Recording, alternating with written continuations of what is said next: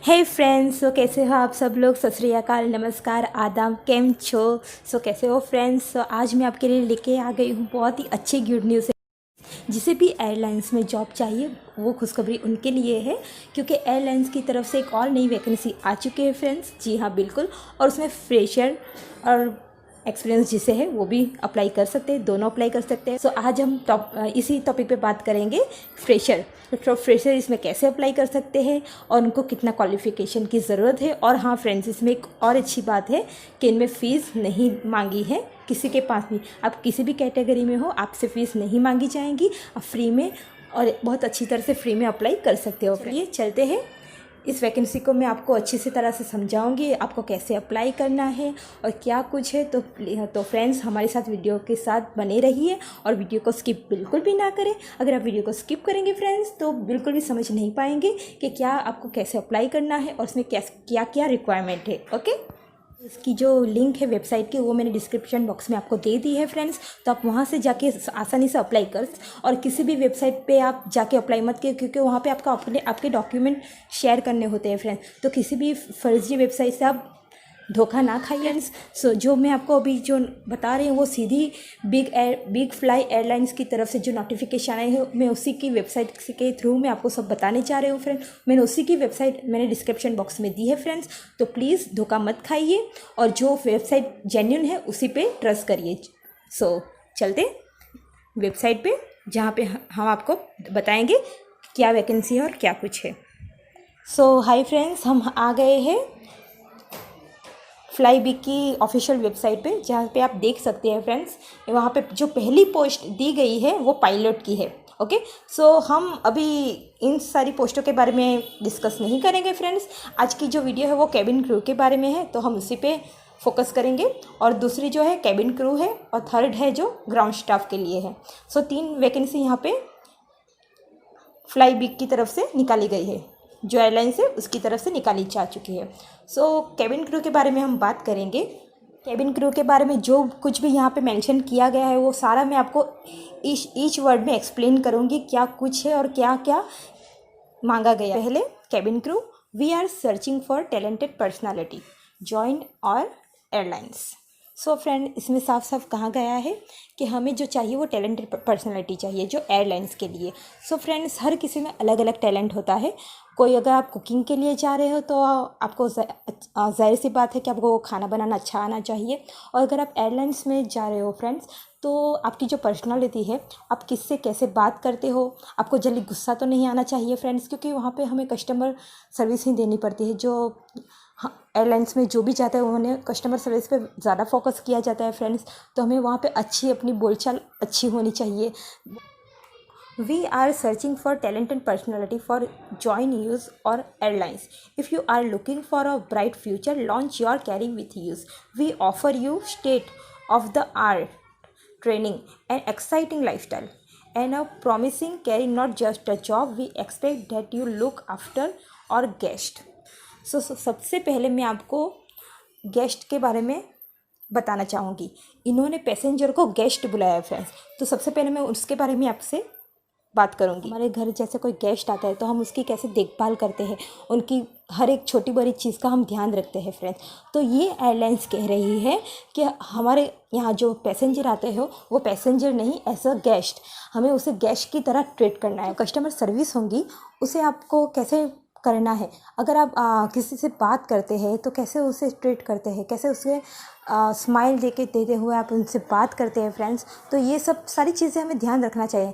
तो ये एयरलाइंस बोल रही है कि हमारे यहाँ जो भी पैसेंजर आते हैं उसे गेस्टली उन्हें ट्रीट किया जाए। जैसे हमारे घर में हम मेहमान को कैसे ट्रीट करते हैं वैसे ही हमें पैसेंजर को ट्रीट करना है फ्रेंड्स। उनके साथ कैसे हंस के बात करना है वो सब आप में पर्सनालिटी होनी चाहिए। तो कैसे हम किसी से बात करते हैं, कैसे हम पॉजिटिवली उनके साथ स्माइल करते हैं फ्रेंड्स, और कैसे हम उनके साथ ट्रीट करते हैं। तो इस एयरलाइंस को ये सब क्वालिटी एक कैंडिडेट में चाहिए। सो ये वैकेंसी ओनली फीमेल के लिए है। सो सॉरी, मैं कुछ कर नहीं सकती, ये एयरलाइंस का अपना डिसीजन है। मिनिमम क्वालिफिकेशन रिक्वायरमेंट है, मांगा जाता है वो 12th पास ही मांगा जाता है फ्रेंड्स। वो तो सारे चैनल से इसको कवर कर चुके हैं, लेकिन मैं इसके पीछे का भी आपको एक रीज़न बताऊंगी कि क्यों। सो आपको 12 पास आपकी प्रॉपर स्कूल से ही आपको करना है। प्राइवेट कैंडिडेट इसमें अप्लाई नहीं कर सकते। ये 12वीं जो पास आउट है वो आपके प्रॉपर आपके जो स्कूल में पढ़े हैं आपको उसी से पास आउट करनी पड़ेगी, क्योंकि ये क्वेश्चन ज़्यादातर बहुत सारे लोग पूछते हैं और ये आपको कोई नहीं बताएगा फ्रेंड्स, जो मैंने आपको अभी कहा है। इसमें अप्लाई करने के लिए आपको इंडियन होना चाहिए फ्रेंड्स, क्योंकि बाहर के लोग इसमें अप्लाई नहीं कर सकते। और मिनिमम आपका जो पासपोर्ट है वो बना होना चाहिए। जो पान कार्ड है वो भी आपको अगर आपने पान कार्ड आपका नहीं बना है तो फ्रेंड्स आप बनवा लीजिएगा। और आधार कार्ड भी इसमें रिक्वायरमेंट है। सो आधार कार्ड भी अगर आपका ना बना हो तो उस पर भी फोकस ज़रूर करना और उसे भी बनवा लेना। और मिनिमम एज जो इसमें रिक्वायरमेंट है वो 18 ईयर से मैक्सिमम 30 ईयर्स का आपको होना ही चाहिए। और अगर आपका अभी 17वां साल चल रहा है और 18 भी शुरू हो जाएगा तो आप इसमें अप्लाई कर सकते हैं। और मैक्सिमम आपको 1 ईयर के आप हुए तो आप इसमें अप्लाई नहीं कर सकते। जो मिनिमम आपकी हाइट है 155 होनी चाहिए। अगर आप चाहते हैं कि हम अपनी हाइट को कैसे नापें तो आपको वहाँ पे खड़े रह जाना है और वहाँ पे आपको अपने हेड के पास टिक कर देनी है। और आपके जो ब्रदर्स मदर्स होंगे उनको बता देना है कि उनकी हाइट कितनी है, और वैसे करके भी आप घर पे अपनी हाइट को नाप सकते हैं।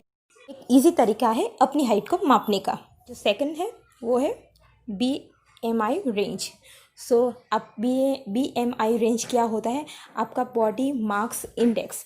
आप उसको गूगल पे भी सर्च कर सकते हैं और आप काउंट भी कर सकते हैं। ये आपकी बॉडी के वेट एंड हाइट के बीच का एक प्रोपोर्शन होता है। ये क्यों मांगा जाता है? क्यों का जवाब देने के लिए ही मैंने ये वीडियो बनाई है, सिर्फ पढ़ के बताने के लिए नहीं। तो BMI क्यों मांगा जाता है? BMI वेट के मुताबिक ही एयरलाइंस अपनी जो रिक्वायरमेंट होती है वो बाहर निकालती है फ्रेंड। सो एयरलाइंस वेट के हिसाब से उनका जो फ्यूल होता है वो कंज्यूम होता है। सो एयरलाइंस के क्रू अगर बहुत मोटे होंगे, बहुत ताज़ा होंगे तो उनका जो जहाज़ का जो वेट है वो बढ़ेगा। सो हर फ्यूल का जो किलो का खर्चा होता है सो वो बढ़ जाता है एयरलाइंस का। इसलिए उनकी जो रिक्वायरमेंट होती है वो पतले कैबिन क्रू के लिए ही ज़्यादातर होती है। लाइट वेट क्रू, पतले क्रू को ही ज़्यादातर प्रेफर किया जाता है। ये मैं नहीं कह रही, ये एयरलाइंस की जो रिक्वायरमेंट है वो कह रहे हैं।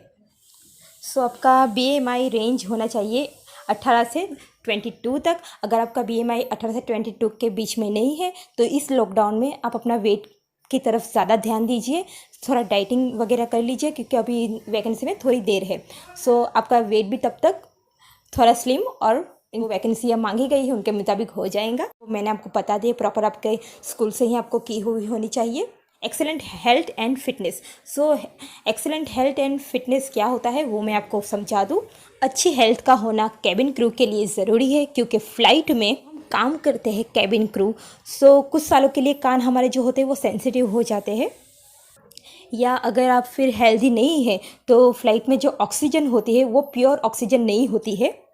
उससे आपकी हेल्थ और ज़्यादा एग्रीवेट हो सकती है, प्रॉब्लम बढ़ सकती है। तो उसके लिए आपको हेल्दी होना बहुत ज़रूरी है। इसलिए एयरलाइंस के जो कैबिन क्रू होते हैं, स्टाफ होते हैं, उनको हेल्दी रहना बहुत ही ज़रूरी होता है, क्योंकि जो आर्टिफिशियल एयर होती है अच्छी तरह से वर्क कर सके, उसमें भी आप अच्छी तरह से हेल्दी रह सके। जो बॉडी है वो अच्छी तरह से वर्क करे। और मेंटल हेल्थ भी अच्छी होनी बहुत ज़रूरी है। मेंटल हेल्थ क्या होती है? अगर आप कुछ डिप्रेशन का शिकार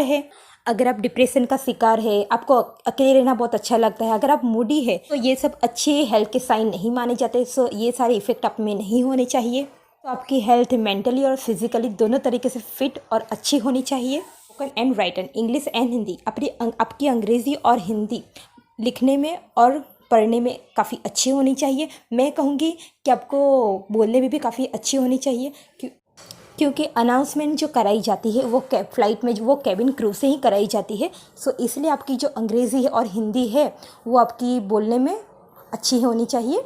क्योंकि अगर आप रिज्यूम में तो हम लिख देते हैं कि हाँ हमारी हिंदी और इंग्लिश बोलने में अच्छी है, और जब हमें अनाउंसमेंट करने के लिए बुलाया जाता है तब हम बोलते हैं जी नहीं, मेरी तो हिंदी बहुत ख़राब है, मैं नहीं कर सकती। तो ये नहीं होना चाहिए, इस बात का ध्यान रखें। अगर आपकी हिंदी अच्छी नहीं है तो I don't think they will hire you. So मैं उन स्टेटस वालों के लिए कह रही हूँ जिनकी हिंदी कमज़ोर है। Outgoing personality with excellent interpersonal skill. So outgoing personality क्या होता है? अब कोई बंदा है जो अपने आप में ही मस्त रहता है, अपना जो बहुत मूडी है, किसी से बात नहीं करता, अकेले रहना पसंद करता है और अपने आप ही कमरे में अकेले रहता है। जो गप्पे नहीं मारता उसको हम बोलेंगे वो बहुत ही इंट्रोवर्ट है। जो अपने आप में रहने वाले लोग इस जॉब के लिए नहीं बने हैं। अगर आप उनमें से एक हो तो आप इस नौकरी को ज्वाइन तो कर लोगे, लेकिन आप पछताओगे कि क्या यार किस जगह में आ गया। सो फ्रेंड्स, अपने आप में रहने वाले लोग इस नौकरी के लिए नहीं बने हैं। मैं ये बात उन लोगों के लिए कह रही हूँ दूसरों के साथ ज़्यादातर घुलना मिलना पसंद नहीं करते हैं। लेकिन इस जॉब में जाना है तो आपको ये सब बातें ध्यान में रखनी होंगी और ये सब बातें आप में होनी ही चाहिए, ये मैं आपको बोल दूँ। एक्सीलेंट इंटरपर्सनल स्किल आप में होनी चाहिए। आपको लोगों को प्रभावित करना, लोगों पे अपनी छाप छोड़ना, वो आपको आना चाहिए। इंटरपर्सनल स्किल बहुत लंबी चौड़ी बात है, इस पे मैं अलग से अगर आप चाहोगे तो कि वीडियो बना दूंगी फ्रेंड्स। ये अगर आप चाहो तो उसे गूगल में भी सर्च कर सकते हो, बहुत ही लंबी बात है ये, सब जान जाओगे। अगर आपको जानना है तो मैं इस पर भी एक वीडियो इसके बाद बात आती है ability to work within team. अब आप कहोगे कि इसमें टीम की क्या ज़रूरत है, हमें थोड़ा ना टीम में वर्क करना है। टीम में काम करने के लिए क्यों बोला गया है, टीम में काम करना क्यों ज़रूरी होता है इस एयरलाइंस में? क्योंकि आप कभी भी अकेले काम नहीं कर पाते होते हैं। इस एयरलाइंस में आपको टीम में वर्क करना बहुत ज़रूरी होता है, क्योंकि आपके साथ हमेशा डिफरेंट लोग होंगे। टीम में काम नहीं करते हैं, वो लड़ते ही रहते हैं। इस एयरलाइंस में कोई काम नहीं है, बिकॉज एयरलाइंस चाहती है कि हमारा जो स्टाफ है वो टीम वर्क में ज़्यादा प्रेफर करे। इसलिए इस एयरलाइंस ने पहले ही बोल दिया है कि हमें लोग ऐसे चाहिए जो टीम में वर्क करे, जो टीम में एक दूसरे का वर्क भी हो। मान लीजिए आपने अगर अपना काम कंप्लीट कर लिया, आपके किसी टीम मेंबर की तबीयत खराब हो, तो आपको उसके हिस्से का भी काम करने की आप में फ्लेक्सिबिलिटी होनी चाहिए। उसे बोलते हैं टीम वर्क। ऐसा नहीं कि मेरा काम हो गया तो फिर मैं उसका काम क्यों करूं, ये बिल्कुल भी एयरलाइंस को नहीं चाहिए। एक दूसरे के साथ मिलजुल के काम करना आना चाहिए। सो नेक्स्ट है passionate about customer service. So customer service क्या होती है? कस्टमर इज़ ऑलवेज राइट, ये हमारी हॉस्पिटलिटी में कहा जाता है। अब आप कहोगे हॉस्पिटलिटी क्या है, कई लोगों को तो ये पता ही नहीं होता है।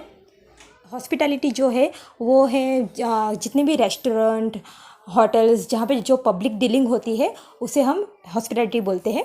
सो हॉस्पिटलिटी में कहा जाता है कि कस्टमर इज़ ऑलवेज राइट। जो इंसान आपको पैसे दे के आपसे सर्विस ले रहा है वो ठीक है। तो कहीं ना कहीं कैबिन क्रू में इतनी पेशेंट होनी चाहिए कि कई बार अगर कस्टमर गलत हो तो उसमें उसको अपना पॉइंट ऑफ व्यू समझाए, उसकी जो मिस्टेक है वो समझाए, वो भी प्यार से समझाए, वैसे ही शांति से अपना पॉइंट ऑफ व्यू समझाए। अगर लड़ झगड़ के ही समझाना है तो वो सही बात नहीं होगी। अगर कैबिन क्रू लड़ झगड़ के आ जाएंगे तो वो बैड कस्टमर सर्विस मानी जाती है, लॉय है उसकी तरफ से। सो बेसिकली आप में वो स्किल होना चाहिए कि कभी कोई प्रॉब्लम हो जाती है सो चारों रूप से किस तरह से बात करनी है, अच्छे से बात कैसे करनी है, कैसे उस प्रॉब्लम को सॉल्व करना है, तो आपको वो सारी समझ होनी चाहिए, उनकी प्रॉब्लम को समझना चाहिए। सो ये सारी जो बातें आती है वो अच्छे कस्टमर केयर में आती है। पर अगर आप चाहे तो सालों साल स्टडी कर सकते हैं। बहुत सारे पॉइंट हैं जो आपको और समझ में आ जाएंगे। बेसिकली अभी मैं आपको थोड़ा बहुत समझा देती हूँ। है डॉक्यूमेंट। सो ऐसे कौन कौन से डॉक्यूमेंट है जो आपके पास होने चाहिए इस जॉब को अप्लाई करने के लिए? सो सबसे पहले है CV। सो CV आपका एक अच्छा CV आपके पास बना हुआ होना चाहिए जिसमें आप अच्छी तरह से इसमें अप्लाई कर सकते हैं। तो CV कैसे आपको बनाना है, अगर एक अच्छा CV आपको बनाना नहीं आता है तो मुझे कमेंट बॉक्स में बता दीजिएगा, उसके ऊपर भी मैं एक वीडियो बना दूंगी।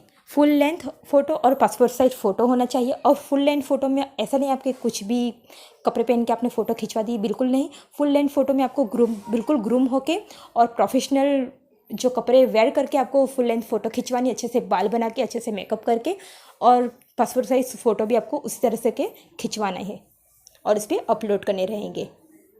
प्रॉपरली आपको सूट बूट डालना है, जैसे इंटरव्यू के लिए हम जाते हैं तो कैसे तैयार होके जाते हैं, तो प्रॉपरली वैसे ही आपको तैयार होके एक फुल लेंथ में फ़ोटो खिंचवानी रहेंगी।